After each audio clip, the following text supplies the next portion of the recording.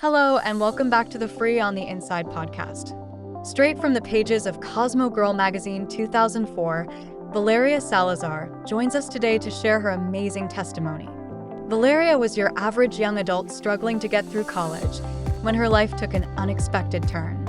Finding herself in federal prison, Valeria thought her chances of having a successful life and career were over. But God stepped in. Valeria's story is a testimony of trauma, struggle, and hardships, but she kept going.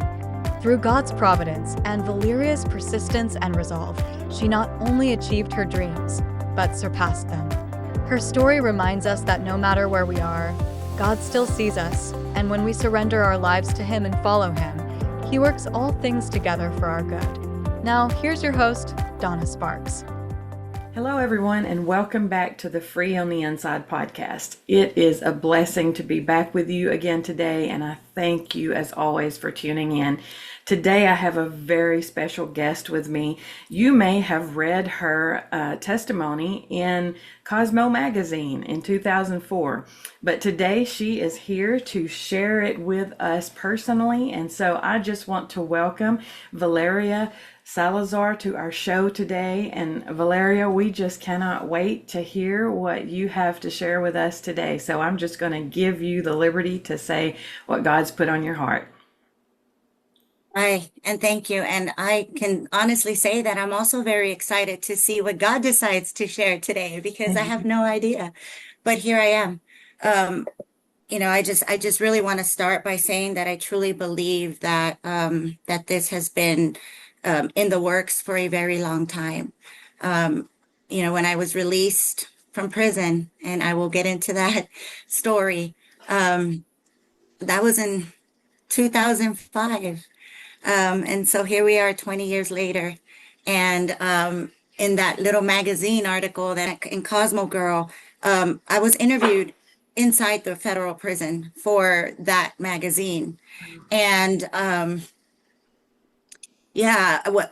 really felt the need to reach out to others to help them understand the dangers of certain lifestyles because I was very young when I was imprisoned, and it was rough because even though it was very well intended, it really it kind of backfired on me personally.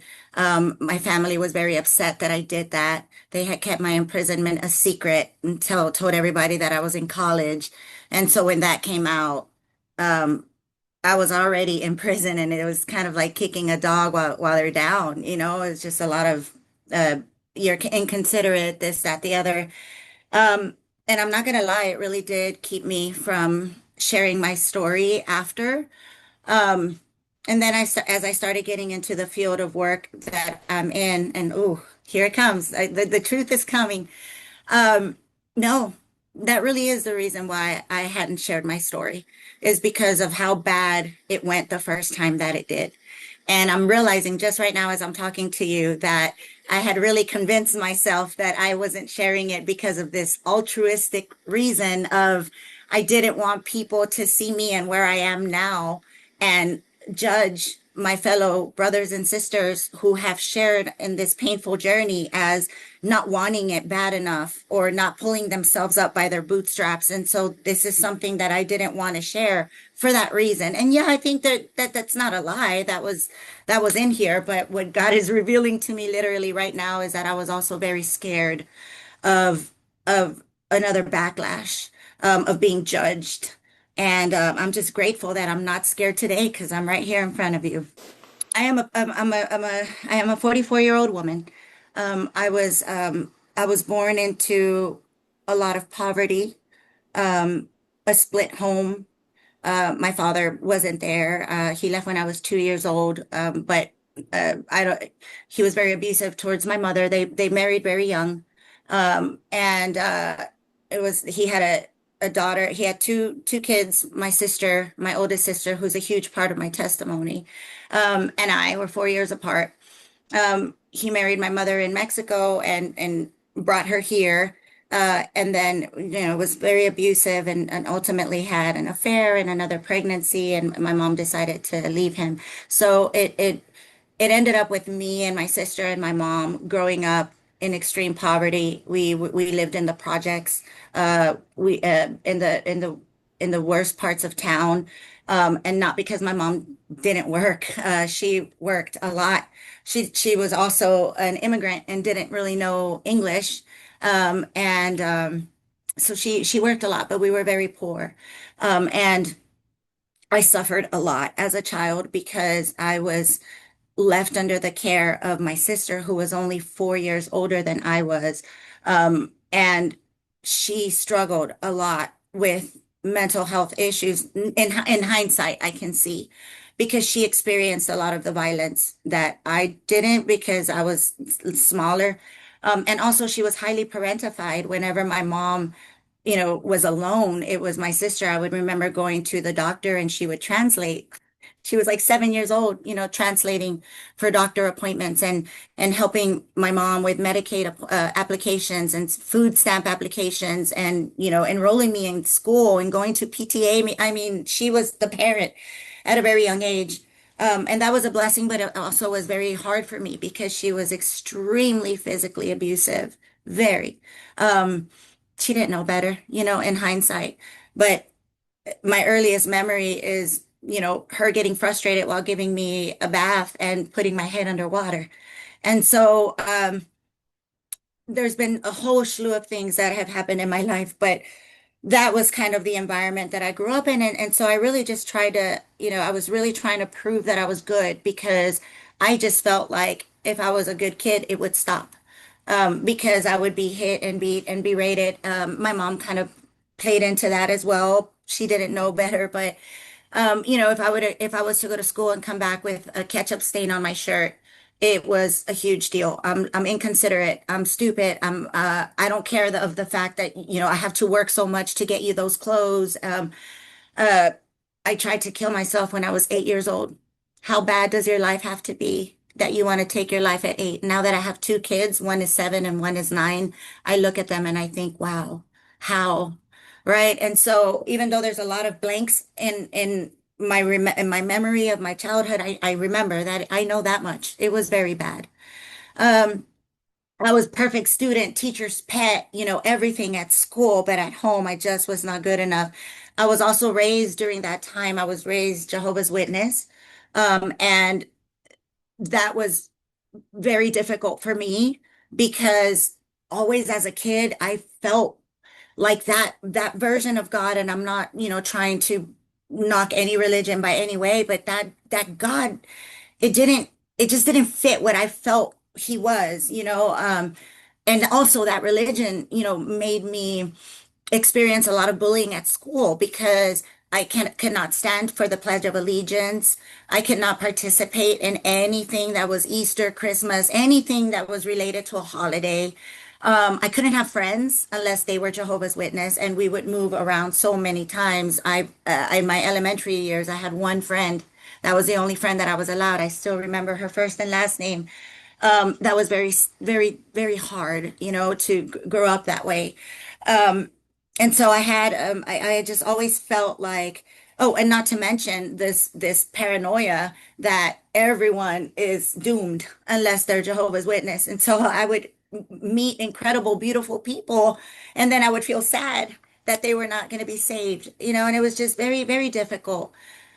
Um, Fast forward in my adolescent years, that's kind of when you start to look at things and say, hey, this isn't right. I shouldn't be treated this way. I'm just a kid. And so you go into the rebellious. Well, at least I did. Um, I started smoking pot, sneaking out of the house. Um, I was very, very meek, very shy, very quiet. That turned into being somebody that was very outspoken and fiery and accusatory towards others and defensive. And I was a fighter, physically a fighter. I was tired of getting beat up.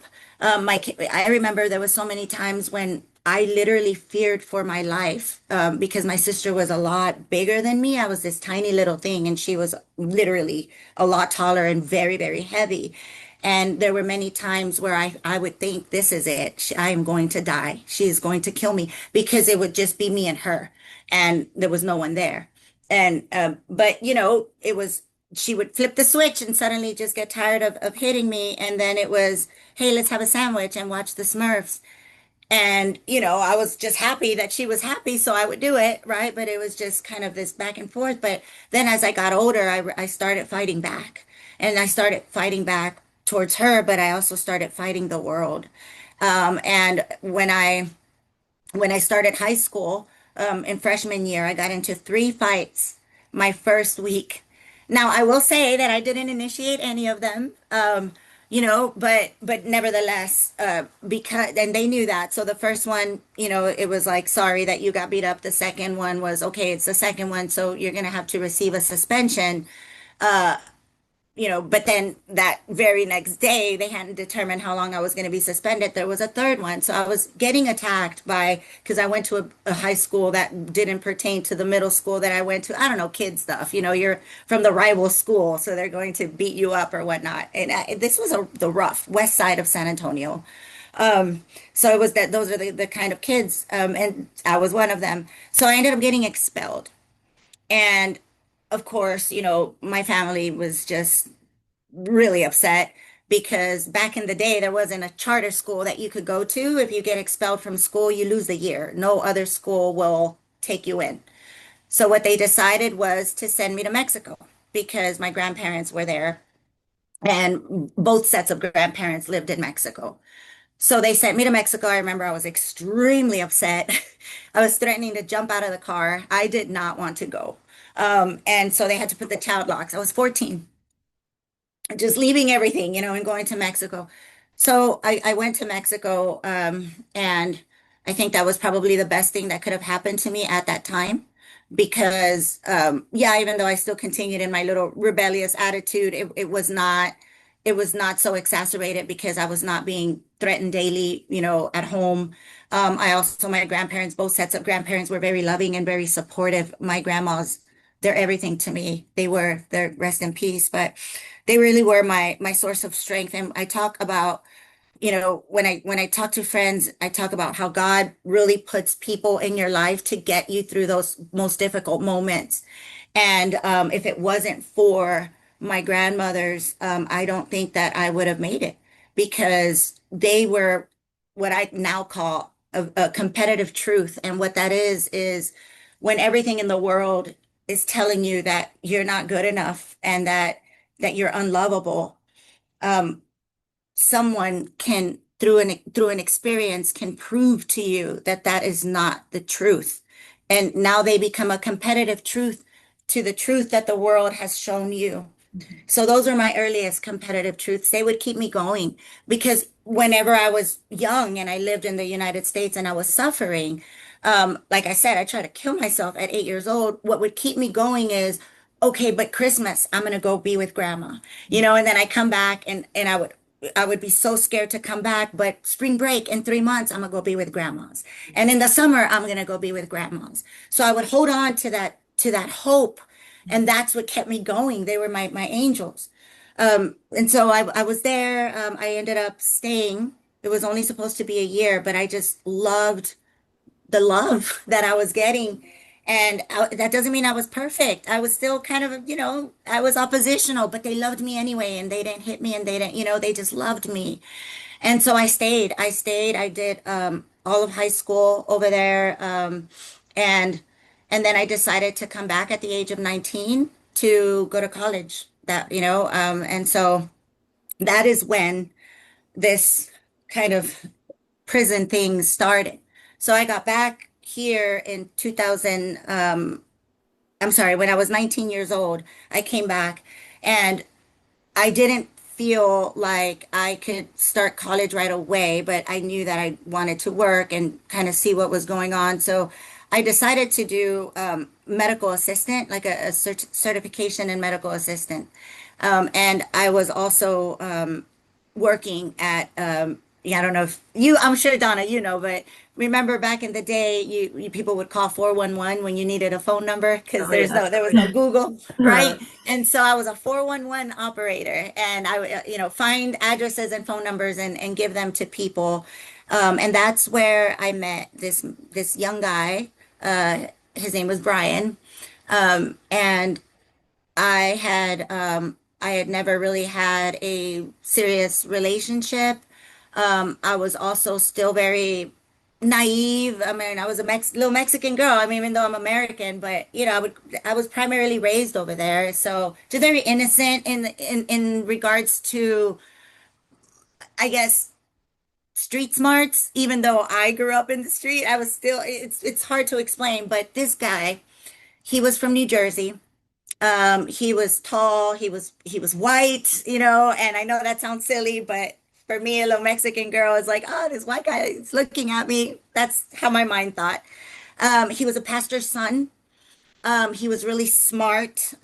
He was in law school, pre-law at UTSA, and he just was like embodied. I just enamored with him and the fact that he was interested in me and all of the things that he would tell me were just things that my soul needed to hear in that moment. Just a lot of love, a lot of love, and I just wasn't used to that. And we got pretty serious. We eventually moved in together, but I remember he introduced me to raves, like parties, overnight parties. And I had never been to one. But he was so advanced. Again, he was from Jersey. He used to spend time in New York. He was just this charming guy. I'm like, yeah, I'll go with you. And so we went, and I took ecstasy for the first time. It was a whole other world. It was so in my mind. It was love and just experiencing this amount of nurture that I'd never experienced. Blah blah blah. So I was enamored with that lifestyle. I'm not gonna lie. I'm not gonna not hold myself accountable. I really liked that. I felt like I had found a community. And, these parties, it's all about dancing and happiness. And then when the ecstasy hits, it's all about love and everyone's, I love you and all. And so it was love that I was looking for in hindsight. But I just really kind of kept going there. And he started selling ecstasy, and then he started selling other harder drugs.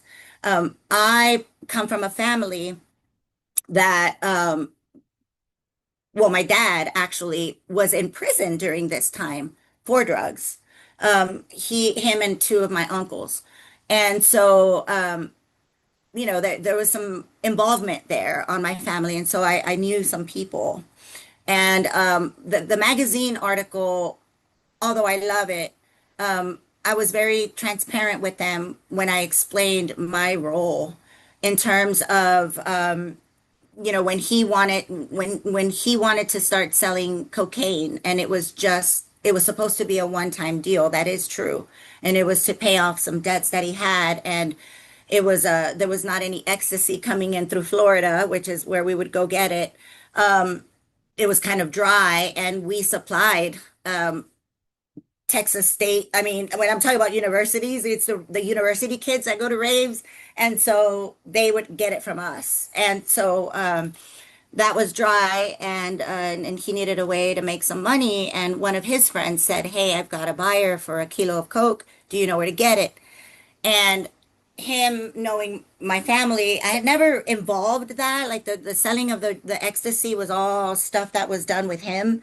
But I thought, okay, well, maybe I might be able to make a phone call, and I did, and it did happen because I knew the people, Oh, and I wow. know that the magazine doesn't state that because that was No. actually never, I think they really wanted to paint me a little bit like a little bit more innocent, Right. and I understand the message that they were trying to give, right? Like you could be perfect and still this happens to you. Mhm. But, when I read it, it was a little different, from Yeah, what I told them. when I read Yeah. it, I mean, it Yeah. literally looked like it was all his fault.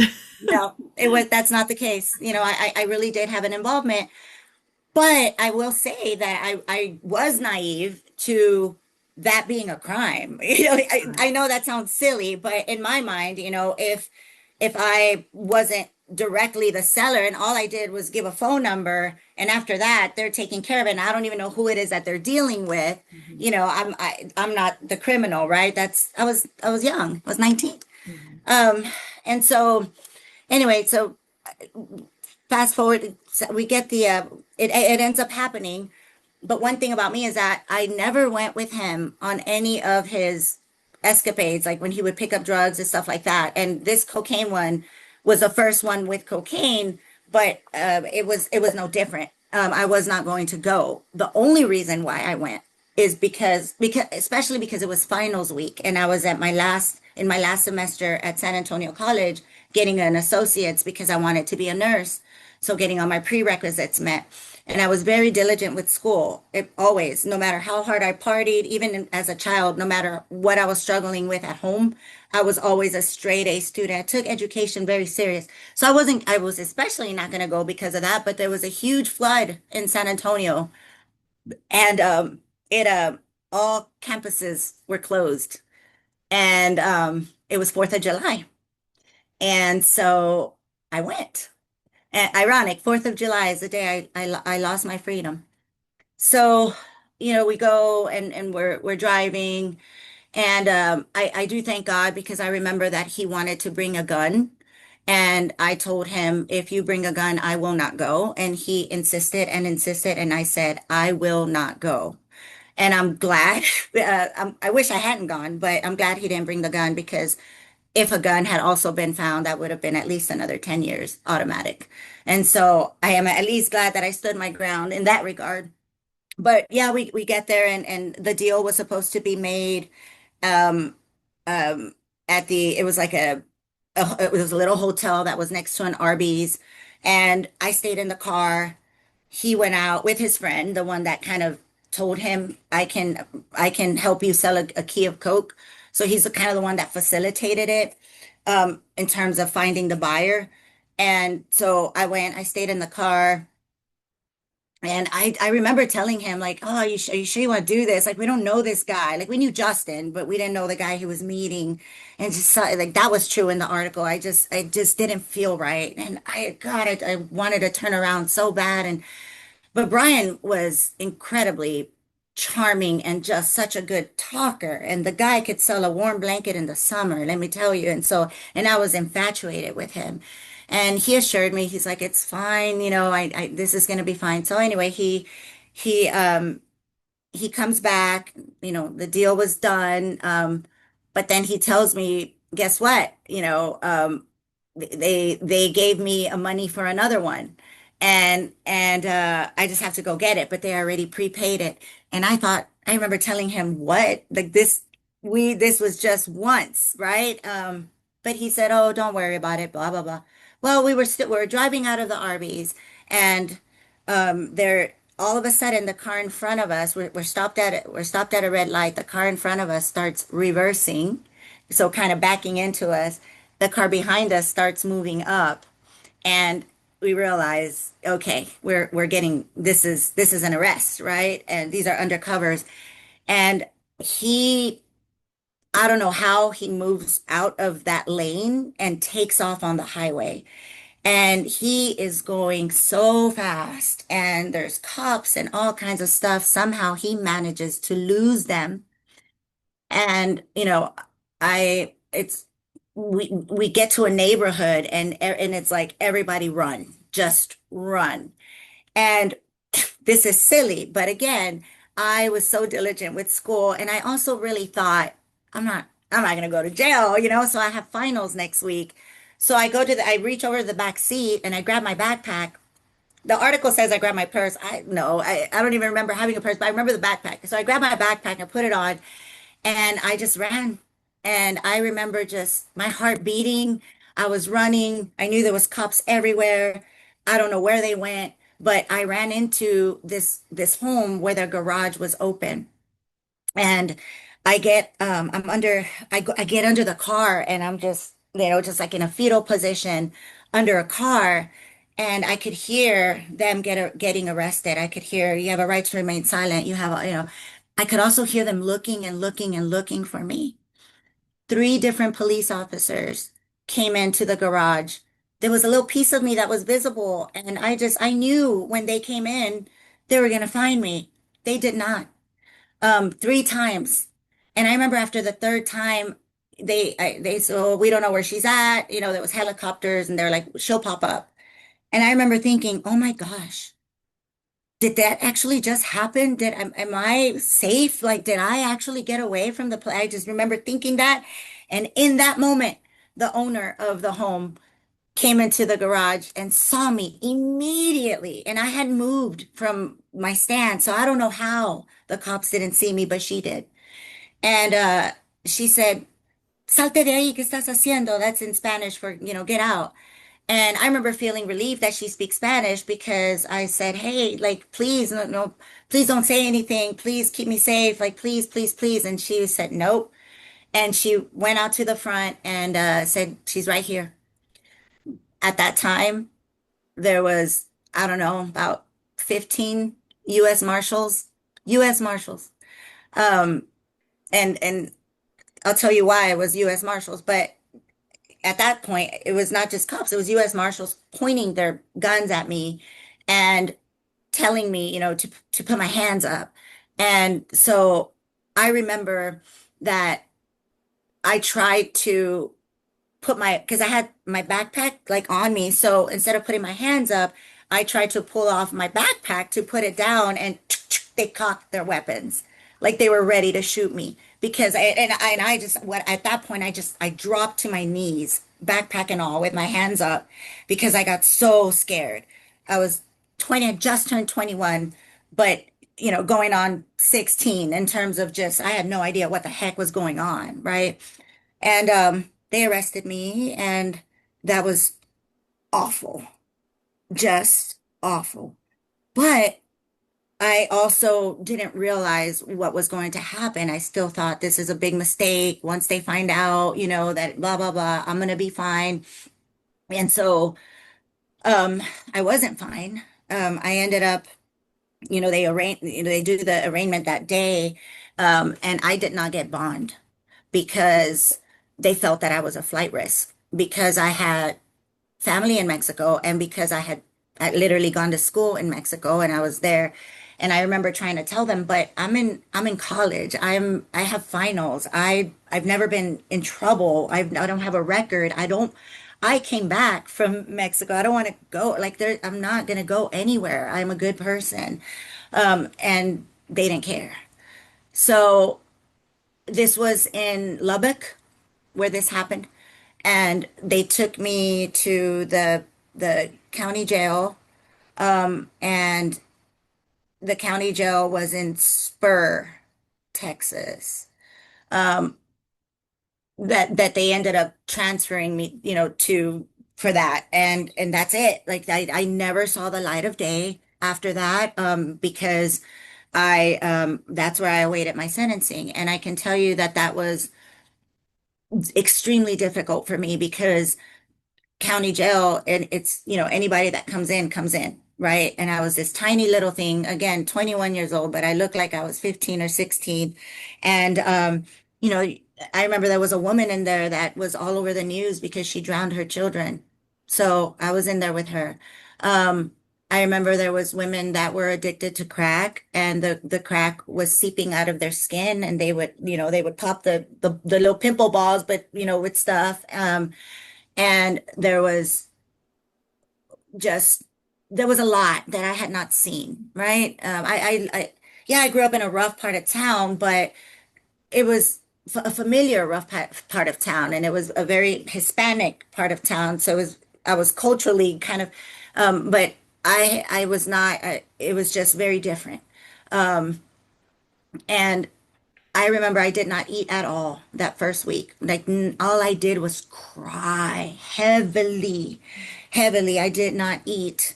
I didn't want to use the bathroom because it was this long pod where we all lived, and it was just basically this long room with like 24 beds, or maybe 30. I don't know, but like they're bunk beds and they're lined up. And then right next to the bunk beds are the showers and the toilets are literally out in the open. If you're in your bed or if you're in the table eating or playing cards, or if I mean, you're literally out in the open. And so I remember for a while taking a blanket and like a ghost, and covering myself just to use the bathroom. It was so rough, but I remember there was a woman, her name was Nisi. I will never forget this woman. People would say she was a crackhead, um, African American lady, hardly any teeth, um, was in there, for crack crack distribution and prostitution, the lowest by the world standards. She came up to me and she said, "Honey, I'm tired of seeing you cry." She said, "I've been trying to give you space to let it out, but that's enough. You're gonna hurt yourself." Um, and I told her, I said, I don't have anything to live for. I just want to cry myself to death." And she said, "Have you met Jesus?"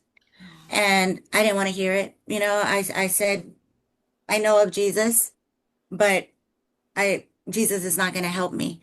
Because the religion that I grew up in, Jehovah's Witness, they don't deny Christ as the Son of God, but he is the Son of God only and not to be worshipped. You pray and worship Jehovah, right? So I didn't know Jesus in that way. Um, and she, but she would keep checking up on me, and she would make sure that I would eat, and even if it was a little bit. uh and then there was this ministry that would come to the prison, would to that particular prison, and it was every Saturday, and I wouldn't go. I was in extreme depression. I just couldn't do anything, and I didn't want to. And Nisi would always invite me. She never gave up inviting me. And it was like maybe 3 months in or so, that she said, "You really need to come. You're gonna like it. It's nothing but dancing and worship." And so I said, "Okay, fine, I'll go." And it was to my surprise, this tiny little woman that was probably, I mean, to me, she looked like she was 85 years old. I mean, and she was really, really old, okay? This little, and but she would come to the prison and she would bring gospel music. What I'm talking about, Mary and Kirk Franklin, and I remember that I walked in to her ministry, like to and that she started with the song "Shackles Off My Feet So I Can Dance," and I remember just seeing everybody just jumping and praising God, and the song was about broke these chains so I can lift my hands, and then and it was all of these like just filled with the Holy Ghost, black women that would be jumping up and down. But then you see this tiny little white woman like leading it. And again, I'm this little Mexican in the Mexican bubble, so I've never seen anything like this, right? And I was just so moved, and I just felt so inspired and so happy. And I had never felt that way before. And I was hooked after that. I was hooked. I could not get enough. And Miss Nisi, I called her Miss Nisi, Miss Nisi just really took me under her wing. I ended up being in county for 9 months before I received my sentencing. So that was rough, because there was a lot of people coming in and out. Nisi was also there for a long time because she was awaiting a big charge, right? So those of us that were awaiting a big charge, were there for a while. But she really took me under her wing, and she started just really ministering to me with the word of God. I ended up getting baptized in a county jail in Spur, Texas. The baptism happened at about 7 months in or so, and I had found this version of Christ that I did not even know existed. This unconditional love and acceptance, this faith, that things will work out together for good. I had no evidence at all that that was the case. Life had handed me nothing but heartbreak. I mean, there's other stuff that I completely skipped, during that child and adolescent stuff. There was other very harsh things, and then prison for me was the culmination of, okay, well, I guess I am a piece of nothing, right? And so just really starting to believe in the goodness of God, and that things would be better, and that things can be better right now. You don't have to wait until you're released. You can let him embrace you and feel him now. That got me through so very much. So Nisi was my second competitive truth, right? She was the one that saw me, even though I didn't want to exist, and was worried about me and looked after me. And even though I didn't want to go to church with her in the beginning, she wouldn't preach to me. She would just make sure that I was eating and that I was drinking. And then that whenever it was church, every Saturday, she would say, "Hey, do you want to go this week?" But she wasn't like pushing it on me, but she never gave up. Right. And so I was so sad, believe it or not, when I was finally sentenced, and not well, obviously because of the sentencing, I had to plead guilty because they told me that this is the way that they told me. They said that that particular district attorney really had it out for Justin, who was the person that kind of set it. It ended up being a setup deal. So Justin, the one that, told my boyfriend, "Hey, I have somebody that can buy a kilo if you know," he was actually an informant for the DEA because they had been looking for this big guy. And then Justin had been caught selling ecstasy, and they gave him a chance in exchange for information to who's getting you the ecstasy, right? And so he kind of, because there was no ecstasy, there was no deal for us to make at that moment. He still found a deal through the cocaine, right? And so imagine when we found out that he was an informant, because Justin was Brian's friend since elementary. So that was a big betrayal, right? But what my attorney at the time, the court appointed that I had in the beginning, what he said was, "They're going to give you the book." He said, if this had happened in San Antonio, you probably wouldn't even been arrested. You would have gotten probation because, yeah, there you made a phone call or whatnot, but you weren't involved in any of, like, you would have been fine. Here it's different. Apparently, not only were they looking for this big guy, so they were going to throw me all kinds of stuff so that I could give information, but also, and I never verified if this was true, but what they told me was that the particular judge that would be presiding over my case had lost a daughter to a drug overdose. And so he was not empathetic. He was not light on his sentencing. And so what they were telling me, and again, you have to remember, this is a girl that thought she wasn't going to go to jail that day, meeting with someone a week later, telling me I needed to plead guilty because if not, and I took it to trial, I would lose. And that would be a minimum of 10 years. And so what they were offering me was a guilty plea for 48 months in prison. And so, well, no, they didn't say the amount, but they said max 5 years, actually. And so to me, I thought, okay, I don't, I don't want to risk it. And it was minimum 10, but they said, 10 and up. And I just felt like I just had to plead guilty, and I did. I pled guilty to conspiracy to distribute 500 grams to 1 kilogram of cocaine and aiding and abetting. I did not even know aiding and abetting was a charge, but apparently it was. And so I pled guilty, so I knew that, but I was awaiting my sentencing. And so when I finally got the sentencing, it was 46 months that they sentenced me with. And then after that, they go ahead and take you from the county jail to a holding federal thing. It was in Houston. And then they take you to the actual prison. And so I was in prison in Bryan, Texas. It was a prison camp because I was a nonviolent offender that was sentenced to under 5 years. And so it was a prison camp. And when I got there, I was actually sad to leave the county jail because I had already been there for 9 months, and I really didn't want to leave Miss Nisi, and I was really afraid of where I was. I didn't know what was going to happen, where I was going to go, and I just I felt so alone. But I had no choice, right? So I was I was in the I was there when in the holding cell, And I remember they in the holding cell in that transfer center in Houston. I remember there was this one police officer or this guard that told me, you know, you're never going to get a real job, right? And I just remember looking at her and she's like, yeah, you're done. You're done. You messed up. You're never going to get a job. You're never going to amount to anything. I hope you're proud of yourself. And that hurt. That hurt so much because it was everything that I felt people thought of me before I got arrested, that I was trying to prove them wrong about, etc. And then hearing her say that after I had that big mess up, I felt like, yeah, you know, I guess that's true. Like I got demoralized, even though I had the Spirit of Christ, you know, just leaving and just okay.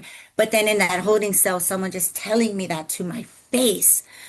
I was a very baby Christian. And so naturally, it made me lose a lot of hope, right? And made me very scared of what was going to come.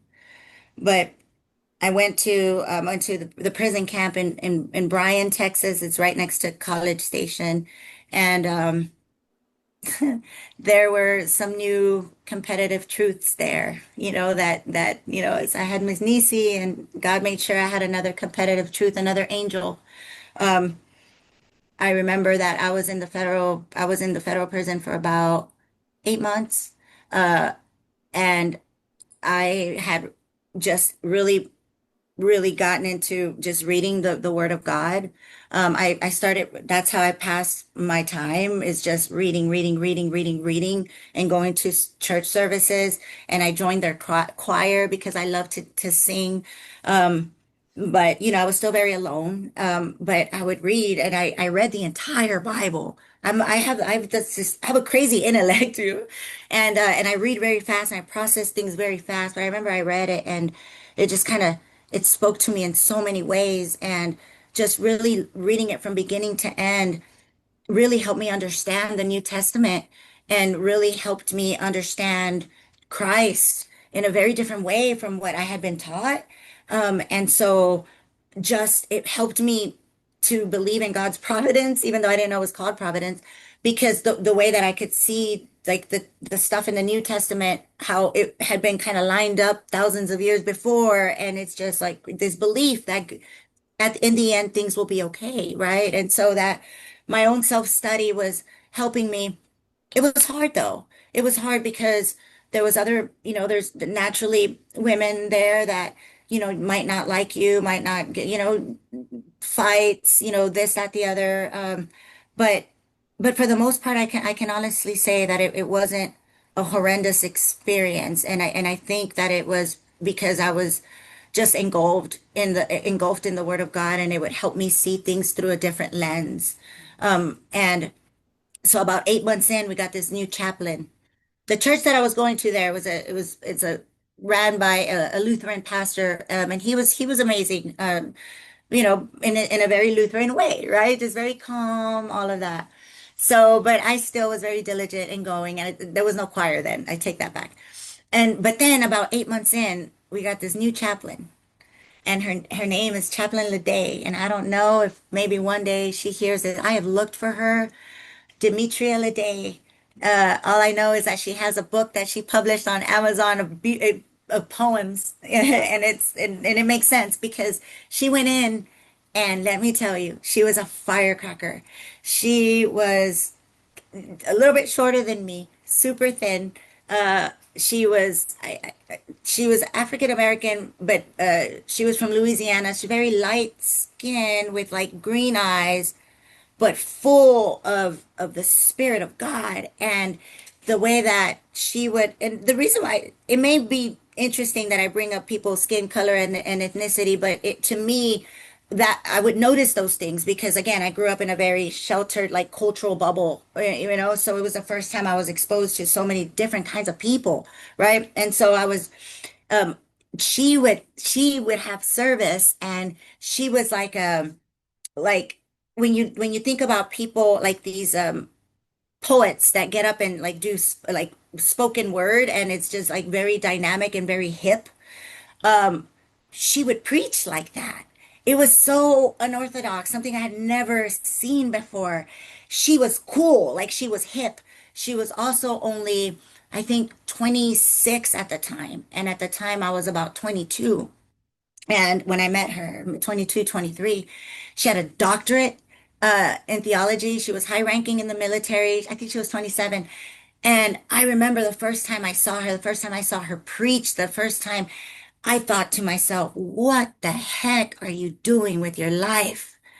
Like, you can do that, like she is amazing, and I had never had a positive role model, like somebody that was kind of my age, that wasn't, overly religious, but was cool and doing amazing things. I had never had that. I never seen that. So I was just really attracted to her from that regard. But I was also kind of starstruck and intimidated, believe it or not. And I didn't want to, because after her services, she would have a line of people that wanted to talk to her. She was that infectious, right? And so I just never had the courage really to stand in line. But one day I was in the cafeteria eating, and one thing that I love about her is that she would minister to everyone, even just to check in. She would go and sit with the Muslims and have lunch with them all day. And then for dinner, she would go outside where the Wiccans would have their little Wiccan circle. And she would just go out there, and you could see that she would very respectfully say hi, and they exchange laughter, and then come back. She was not judgmental, even though, I'm sure that she probably, I mean, definitely as a reverend, doesn't participate in those faiths, but she loved them and included them anyway. Very different from my Jehovah Witnesses upbringing, right? So that too was so different to me. And I remember I used to admire that, and I used to wonder, like, why is she talking to the Muslims and the witches? She's a Christian. I couldn't understand, right? I didn't understand this concept of unconditional love and grace, even within the religious community. But nevertheless, she was embodying what Christ would do, right? And people, they would come to her for counseling sessions, or when they were feeling down. Like, it would be amazing seeing somebody in a hijab, talking to Chaplain Lede and getting, just strength and encouragement from her. It was just, but one day I was in the cafeteria, and she came and sat next to me, and she said, "I've had my eyes on you for a while." She's like, she said, "You're very quiet." She said, "But something tells me there's a fire in your soul." And I just felt, first of all, I can't believe she's talking to me, right? But she ended up like really taking me in to talk about like my new Miss Nisi. Um, this woman started teaching me and inspiring me and encouraging me and just telling me, pointing out all my strengths, and pointing out my gifts. Um, and then we started writing poetry together, and she was there, and she got me through that area. And then when I read the Bible again, slowly this time, right, to digest it, she would help me with different scriptures and Bible studies, and one-to-one, one-on-one. She gave me just very individual attention, more than anyone else. It was very, it was pretty amazing. um and then she ended up being relocated because she was a military chaplain. And I remember I had her for 2 years, but I still had about 8 months left in my sentence, and I was just so sad, and just very sad. I remember the last day that she was there, she anointed my head with oil, and she prayed over me, and she just prayed that the doors that needed to be open, and the doors that needed to be closed for the rest of my life, but that I shall fulfill his mission to love the world and show the world what love is. And I remember that stood with me. I didn't wash my head for like 2 weeks because I didn't want to wash the oil. And so I was, pretty stinky. And finally I decided to wash my hair. But I had some sisters in Christ that I was a part of now, and we got through it together. And I was released. I was released back to San Antonio to a halfway house. Um, and I just had this idea, this thought that everything was going to be great. That it was, the worst part was over, and I had met Jesus, and so now all the doors are going to be open, and I'm going to fulfill his mission because I took it very concrete, very literally. I wasn't as spiritually savvy, I guess, and I was a very green Christian. There's a new God that but that was not the case by far. I was met with the reality of being a convicted felon. And the first thing that I wanted to do, well, first of all, I couldn't get a job anywhere because I was in a halfway house, but they would connect you with, places that would hire you. And so I was sent to work at a hotel, just as a receptionist. I was very grateful for that. Like, I'm like, okay.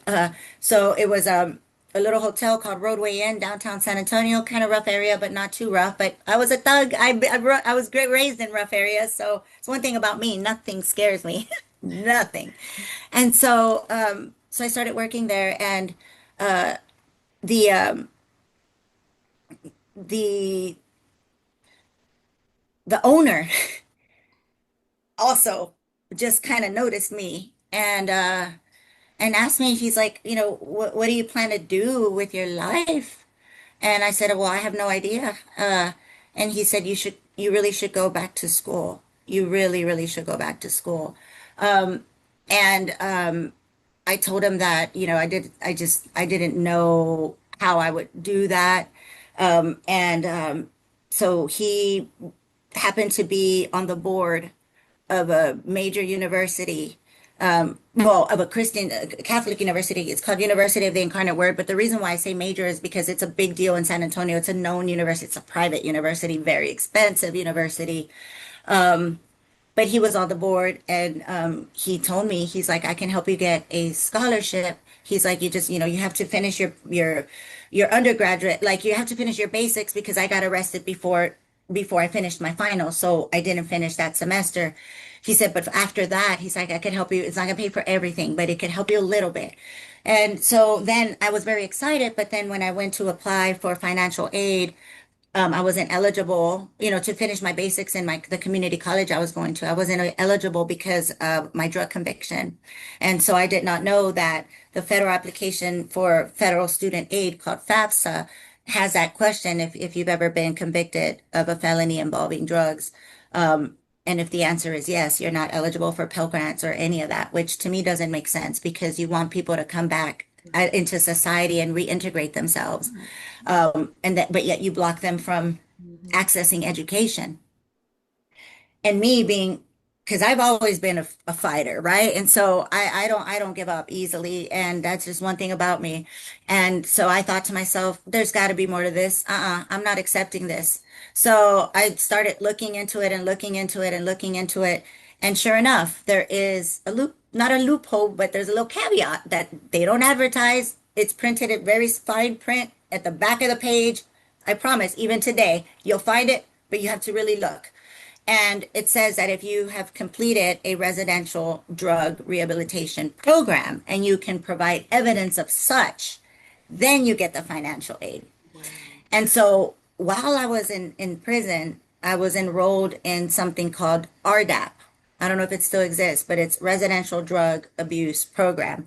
And it was a 9-month, very intense therapy, just intense program, a rehab, And so I was able to contact the prison, and I was able to get the certification of completion, and I was able to send it into the federal government, and I was able to get financial aid. But again, that's kind of one of those things why I hadn't wanted to really share this part, the prison part, is because there's so many barriers, right? And I just find myself very lucky that I somehow had the insight or the curiosity to look into that more. But the reality is that nobody does that. Like if you're filling out an application and then it says if you've ever been convicted of a crime, you're not eligible. Okay, you're just not eligible, right? And that's the case. There's a lot of things that really block this reintegration into society, and I could get on that soapbox all day long, but But Valeria, I was, it just proves to me that that was the hand of the Holy Spirit. It's just like you were talking about mm, providence.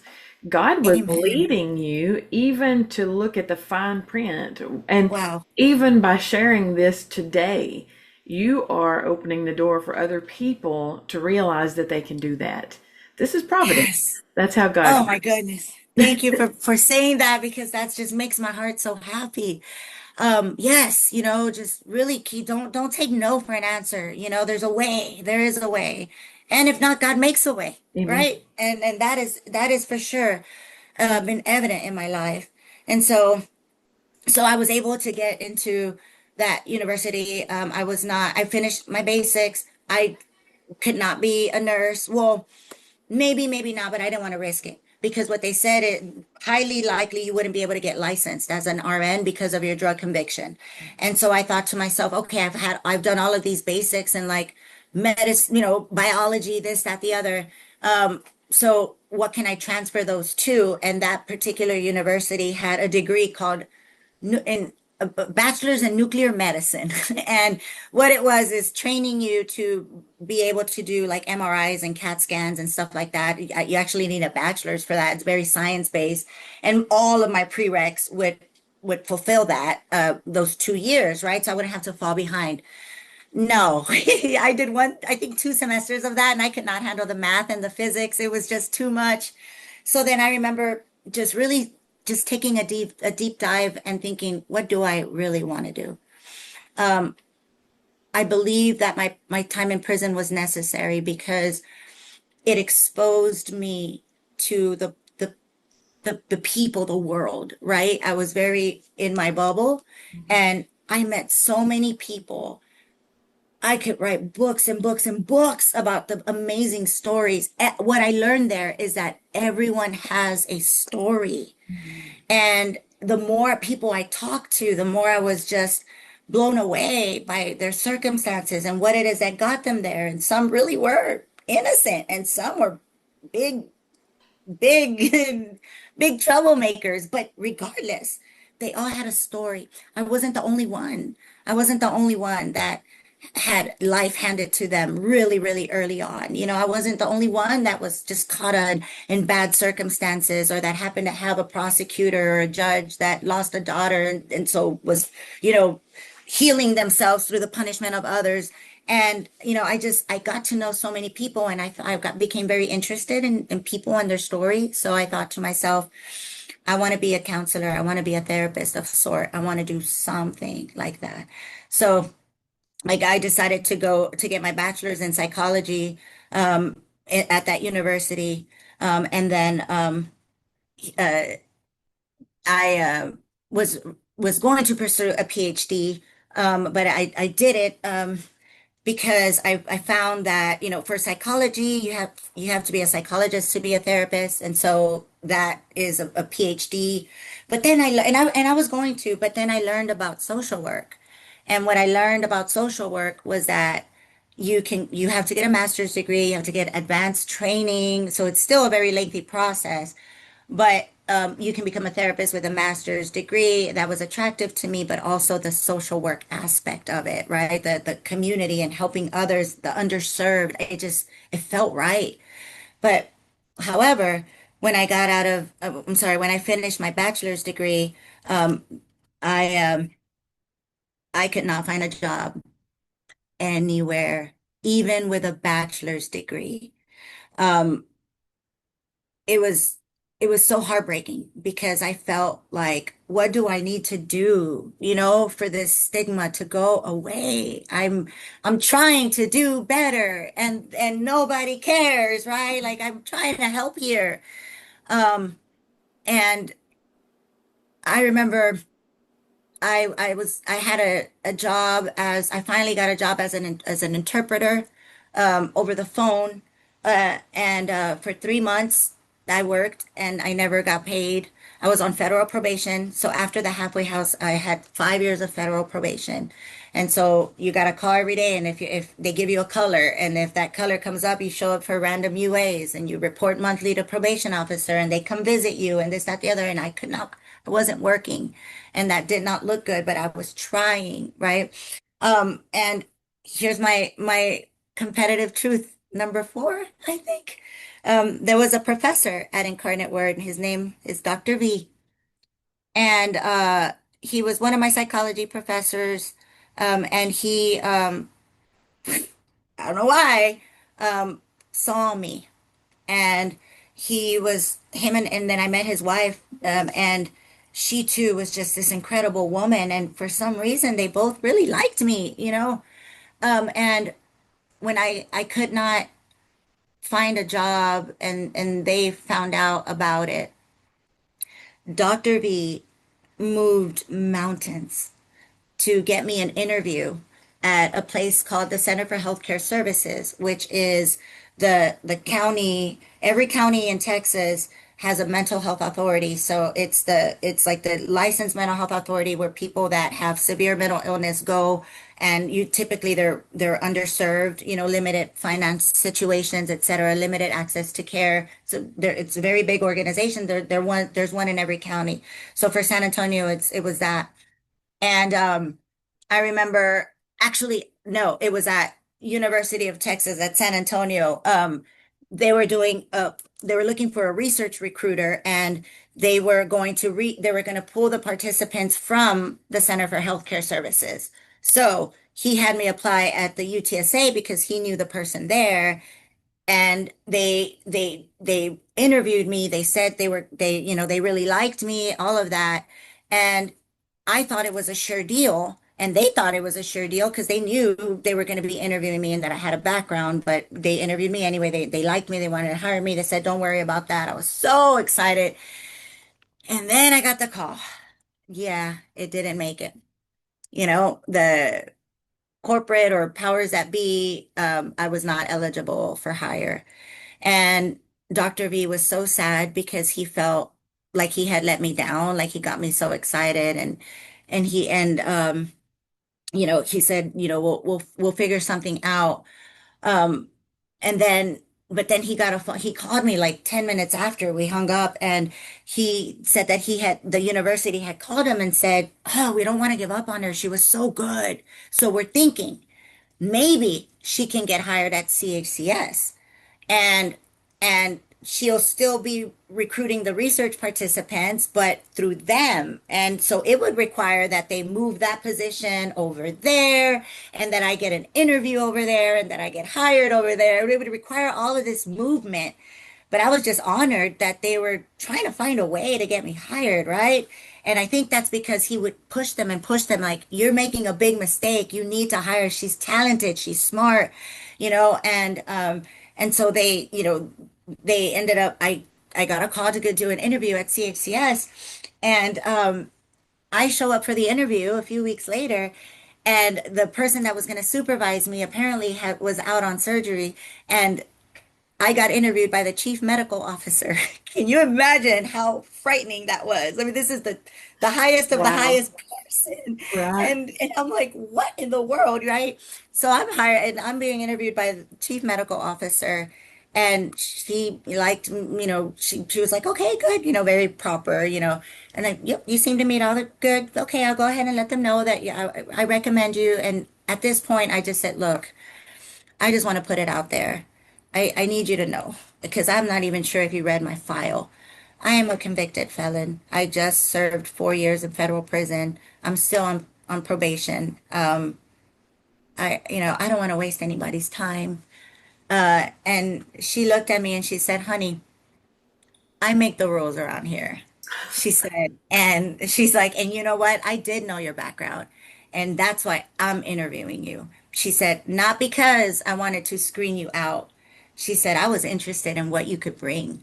She said, she's like, "The fact that you're here after you've been through that, that is a work that is what did she say, it was something like it's a non like it's not a regular job skill, you know, like having the knowledge or whatever." She said she called it something, I don't remember, but it was kind of like it's the character that I'm after, and you have that character that I need. And so I love her because she is this big doctor, like this prominent woman in not just the city, but she's written all these books and stuff. And for some reason, God had her interview me. And she then became a big helper because when I then applied to my social work, my master's, the that way it was difficult. It was hard for me to get in because of my family. And she would write me letters of recommendation. And when they came from her, people knew her, right? And so I had a letter of recommendation from her. I was golden. And so that was a divine connection right there. And again, this is what I mean when I say I don't ever like to share it because I'm so aware of all of the angels that got put in my path that made it happen. But yeah, I was able to go into social work school, and then I became a licensed clinical social worker, and started in private practice, and um, and and so one of the things that I found was that I am right now currently I am the director of strategic business initiatives at a big behavioral health hospital. From a title perspective, that is the equivalent of it is the chief operating officer is what I do here. And I am now in a place where I am able to really affect change in the community, where I am able to bring systems together that normally don't work together for the betterment of people. And God, when you are in line with his purpose, will bring things to you. What I will say is it's not going to be perfect. It's not going to be easy. But so as long as you keep your eyes on him, I promise the right people will come at the right time. And it's not always your time. And you might really want something and it doesn't happen, but there is a reason. Hindsight will always reveal that. It wasn't easy for me. I'm telling you about all my angels, but I also had a lot of tragedy. My sister ended up being killed by her husband, my sister, the one I've been talking about this whole time. I have faced so many trials after my stay in prison that I don't even consider that one the biggest one. And it was huge. It was horrible. But that just if I could put it into context that it doesn't have to be beautiful. And a lot of times, thank God it's not beautiful. Because if I am where I am today and so passionate and so zealous and honestly so influential in my community, I would not be that if I had not experienced all of these terrible tragedies that started when I was a baby, and then all of those closed doors that happened when I got out of prison needed to happen. Why? Because I wasn't supposed to be a nurse. I wasn't supposed to be in nuclear medicine. I was supposed to be a social worker. I was supposed to be boots on the ground, helping people, the undeserved. The Bible says, I was naked and you clothed me. I was in prison, you visited me. I was sick and you took care of me.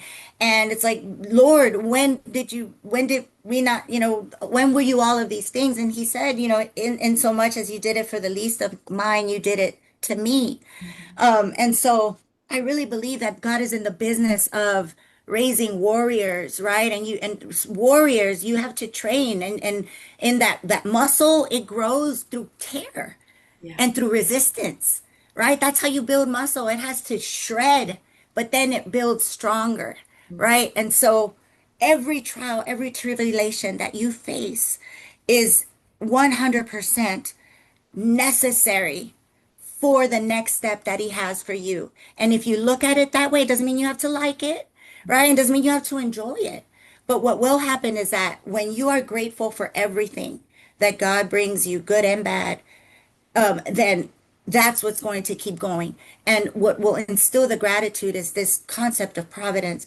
All things work together for good for those who are loved, right? And for those whom love the Lord. And all you have to do is one thing. Jesus said, one commandment I leave you, that you love one another as I have loved you. And so I challenge you to not only apply that to other people, but remember that that also applies to you, to yourself. Love yourself. Sometimes we receive the love of God and we give the love of God, but do we love ourselves? Do we give ourselves love and receive love from ourselves? You can't love others. You can't pour from an empty cup. So I have grown so much spiritually, and that has helped me get to where I am at. It has been the grace of God, right? And his wisdom. But also it has really been this radical acceptance of whatever life brings.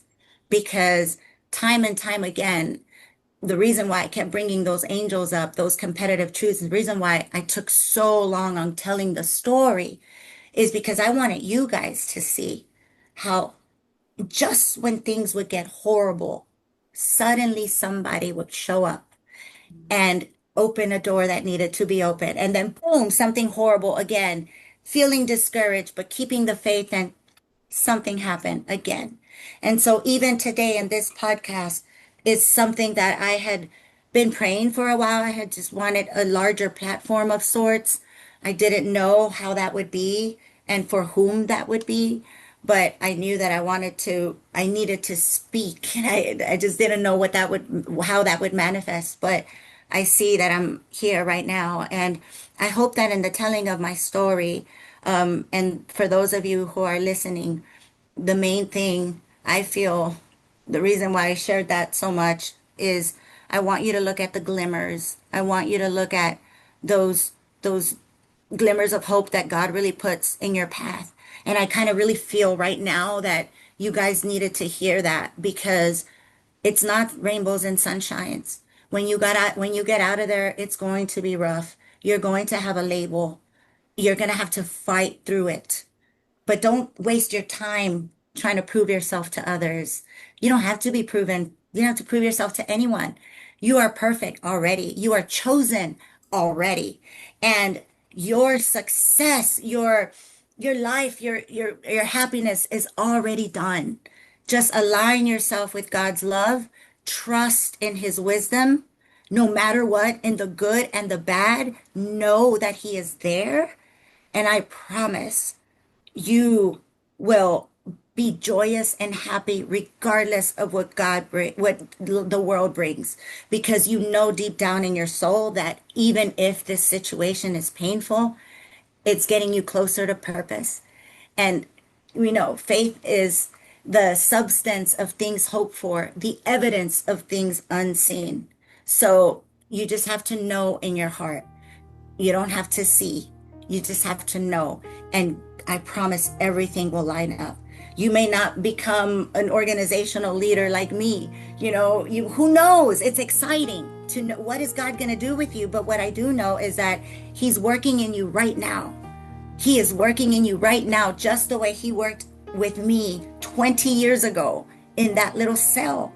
The work has already started. And I am so honored to have been able to share this space with you and to have been able to tell you my story, so that when you get out of there and, life hands you lemons, you make some sweet lemonade out of that, or God makes some sweet lemonade. Just trust that that will happen. Amen. Just keep the faith. Well, before we leave today, Valeria, would you mind praying over our guests and our listeners today?